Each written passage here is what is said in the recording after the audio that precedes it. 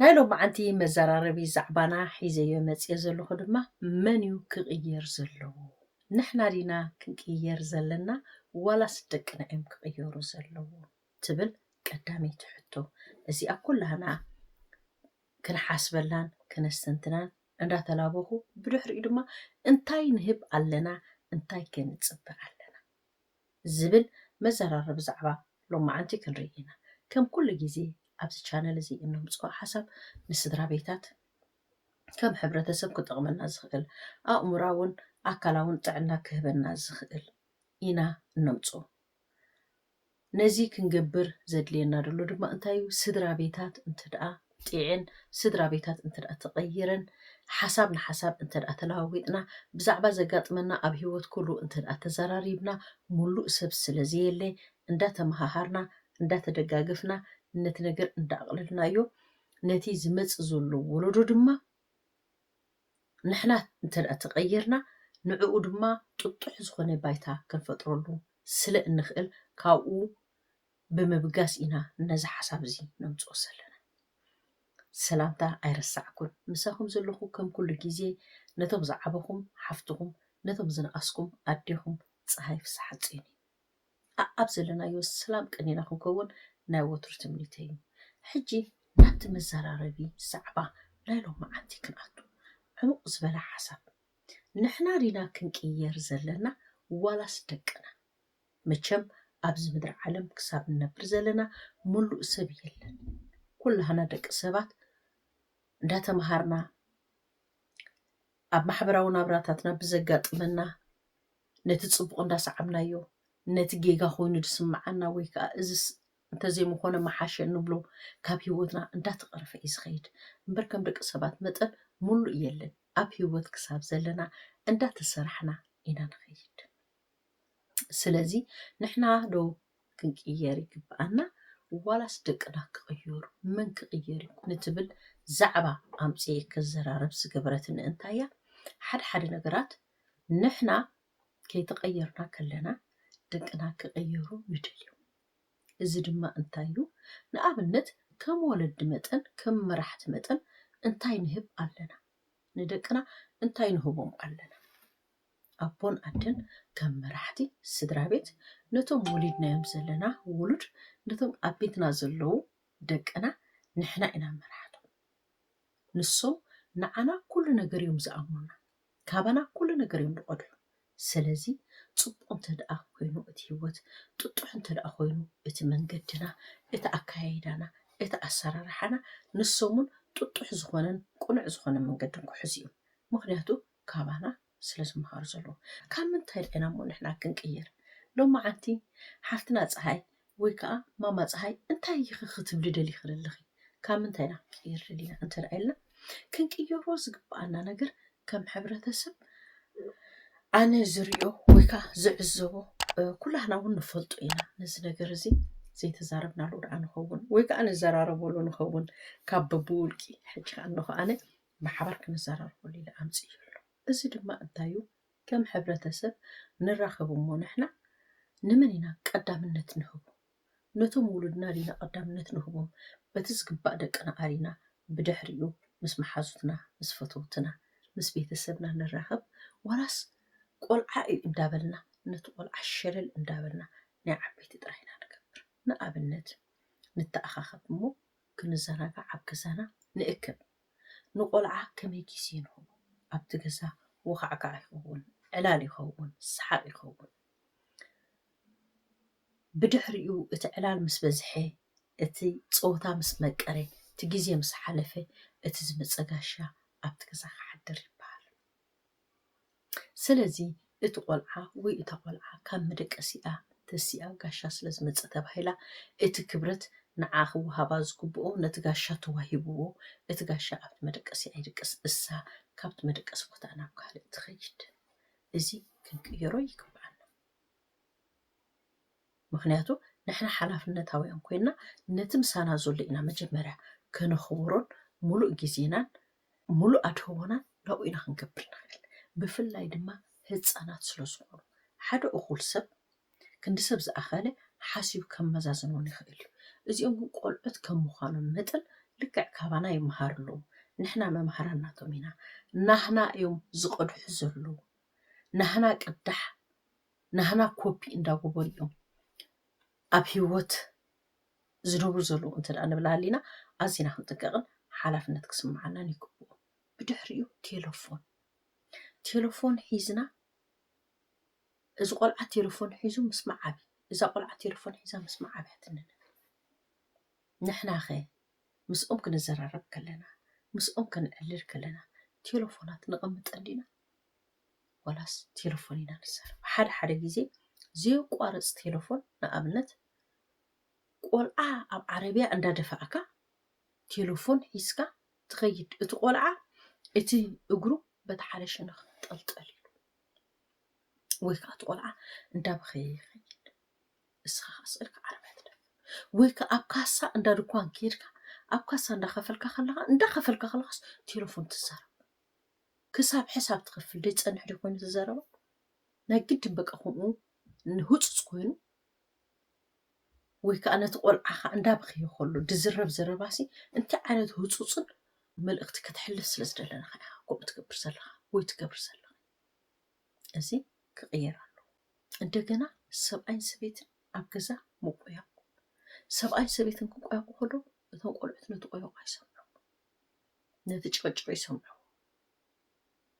እዚ ድማ ነቶም ቆልዑት ልዋም ድቃስ ከደቅሶም ዘይክእል ክዕርፎም ዘይክእል ነገር እዚ እውን ከም ስድራ ቤት ክንቅይሮ ይግባአና ልክዕ ከምዚ ኣቀዲመ ዝገለፅክዎ ኣጋይሽ መፁ ገዛና ውካዕካዕ ይኸውን መስተ ይቅረብ መግቢ ይቅረብ ንበልዕ ንሰቲ ንፃወት ንስሓቅ ንዘናጋዕ እሱ ግዜ ክንገብረሉ ኣለና ግን ቆልዑ እንተደኣ ሃልዮም ኣብ ገዛ ሓላፍነት ክስምዓና ኣለዎ ኩሉ ግዜ ክንገብረሉ ክንክእል ኣለና ምክንያቱ ነቶም ቆልዑትን ሰላም ክንህቦም ኣብታ ገዝኦም ኣብታ ክዕርፉላ ዝግብኦ ኩሉ ኣብ ሰዓቱን ኣብ ግዜኡን ክንገብር ኣለና እዚ ነገር እዚ ንሕና እንተዘይቀይርናዮ ንሶም ክቅየሩልና ንሶም ክሰምዑና ሰሚዕናዮም ዲና ክሰምዑና ንሕና ከይተቀየርና ከመይ ገይሮም እዮም ክቅየሩ እቶም መምሃራን እኮ ንሕና ኢና ስለዚ እዚ ነገር እዚ ክንቅይሮ ኣለና ፌስታታት ይግበር ናብ ዝኾነ ቦታ ንኸይድ መርዓ ጥምቀት ኣብኡ ግዜ ይሓልፍ እዋን ይሓልፍ ዋላ መጓዓዝያ ናትና መኪና ተሃልወና መኪናና ንምፃእ እታ ጓልና እቲ ወድና ግን ኣብ ሰዓቱ ኣምፂና ዲና ነደቅሶ ዘለና ይዕሪፉ ክድቅስ ይክእል ድዩ ነታ ትመፅእ ዘላ ንፅባሐይቲ ሓዳሽ መዓልቲ ኸ ምስ ሓድሽ ሓይሊ ምስ ዕርፉ እምሮ ዲና ንትምህርቲ ንሰዱ ዘለና ወላስ ደንጊና ስለ ዝመፀና ኩላህና ንዕኡ ተብተብ ንዓና ተብተብ ኢና ንብል ዘለና ዝርግርግርግርግርግር ትብሉ ተብተብ እንዳበልና ነቲ ቆልዓ ወይ ነታ ቆልዓ ንሰዳ ፅቡቅ ከይደቀሰት ሓዲራ ተብተብ እንዳበልና ንሰዳ ኣለና ኣክንዲ በትን ኣምኖ እምነት ኣብ ጣውላ ኮፍ ኢልና ኩላህና ሰላም ሓዲርና ኢና ኢልና ንኣምላኽና ኣመስጊና ነታ መዓልቲ እቲኣ ድማ ነረክባ በትን ኣምኖ ኣምላኽ በታ ሃይማኖትና እንታይ ኢና ንገብር ዘለና ስለዚ እንታይ ሂብና ኢና እንታይ ንፅበ ዘለና ድሓር እንታይ ክብል ደልየ እቶም ውሉድና እቶም ኣብቲ ገዛና ዘለዉ ንሕና ሓላፍነቶም ሒዝና ዘለና ንዕኦም እስከ መጀመርያ እቲ ዝግባእ ተገዳስነት ንሃቡ ብድሕሪኡ ነቲ ካልእ ሰብ ዘሎ ከምቲ ስሱዕ ከልቢ ዝገበሮስ እንታይ ንገብር ኣለና ሓደ ከልብሲ ስጋ ኣብ ኣፉ ሒዙ ናብ ማይ ከምዚ ኢሉ ርእዩ ዝብል ታሪክ ኣሎ ኣብቲ ማይ ምስ ረኣየ ፅላሎት ርእዩ ነታ ኣብ ኣፉ ደላ ስጋ ፈኒስ ነታ ስጋት እያ ክሕዝ ኢሉ ምስ ፈኖ እታ ስጋ ናቱ ከይዳ ጠፊኣ ስለ ቆልዑት ስለ ስድራ ቤታት ደዛርበና ዘሎ እውን እንታይ እዩ ነቲ ክቡር ነገር ኣባና ዘሎ ናህና ዝኾነ ነገር እሞ ንሕና ከም ሓላፍነት መምሃራን ኮይንና ክንኣልዮን ክንምዕዶምን ከነለብሞምን ክንሕግዞምን ናትና ሓገዝ ዝደልዩ ውሉድና ንዕኦም እቲ ዝግባእ ግዜን እቲ ዝግባእ ኣድህቦን ከይሃብናዮም ነቲ ብርሑቕ ደሎ ክንመጣጠር ነዚ ምሳና ዘሎ ነገር ከይጠፍኣና እዩ እቲ ዘረባይ ቀንዲ እቲ ሓሳበይ ቀንዲ ምክንያቱ እንታይ የገይረ ኣብ ምንታይ ተጋጌ ኣብ ምንታይ ጌጋ ኸይዱ ኣብ ሂወተይን ኣብ ሂወት ደቀይን ከይንብል ንሕና እቲ ዝግባአና ንግበር ኩሉ ሰብ ሙሉእ ኣይኮነን ከምቲ ዝበልኩ ኣነ እውን ከመደመጠን ዝጎድለኒ ነገር ብዙሕ ኣሎ ከምቲ ድቅስዎ ኣብ ሓንቲ ክፍሊ ክልተ ቆልዓት ኮይኖም ድቅሱ መደቀሲቶም እያ ናቶም እያ ንሳ ኣብ ሓንቲ ክፍሊ ሓደ ቆልዓት ኮይኑ ድቅስ ናትኡ እታ ክፍልት እያ እቲ ዝመፅእ ጋሻ ስለ ዝመፅእ ንሱ ቦትኡ ክለቅቕ ጋሻ ስለ ዝመፅእ ንሱ ክርበሽ ቴሌፎን ስለ ዝተደወለ እሱ እቲ ምስትውዓልና ኩሉ ሲኢኑ ኣፍታ ንዓና ዝረኽበና ሰዓት ብስራሕ ድዩ ብትምህርቲ ድዩ ብዝተፈላለዩ ነገራት እታ ንረኽቦም ሰዓት እውን ሓፃረ ሰዓት ክትኮን ትኽእል ፍርቂ ሰዓት ክትኮን ትኽእል ሰዓትን ፈርቃን ክትኮን ትኽእል እታ ናይ ብሓቂ ንሕና ቴሌፎን ኣቐሚጥና ሰብ ኩሉ ነገር ገዲፍና እታ ግዜ ንዑም ጥራይ ክንህባ ድግባአና ስለዚ እንታይ ክብል ደልየ ኣፍታ ንሕና ንእሽተይ ግዜ ንህቦም ንደቅና ሰዓት ድያ ፍርቂ ሰዓት ድያ ኣብኣ ብዙሕ ፍቅርን ብዙሕ ነገር ክመሃሩ ስለ ዝኽእሉ ብዙሕ ነገር ከነስንቆም ስለ ዝግባአና ስለዚ መጀመርያ ንሕና ክንቅየር ኣለና ኣብ ሂወት ንሕና እንተደኣ ተቐይርና ንሶም ክቕየሩ ኣዝዩ ቀሊል ምክንያቱ እቲ መምህር እቲ ርእሲ ዝኾነ ናይቲ ስድራ ቤት ኣቦን ኣደን እንተደኣ ተቐይሩ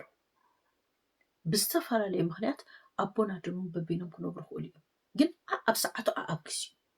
ኣቦ ድዩ ዘሎ ኣብታ ሰዓት እቲኣ ኣቦ ሓላፍነት ይሰማዓዮ ኣደ ድያ ደላ ኣብታ ሰዓት እቲኣ ኣደ ሓላፍነት ይሰማዓያ ምክንያቱ ክቡር ነገር ኢና ሒዝና ዘለና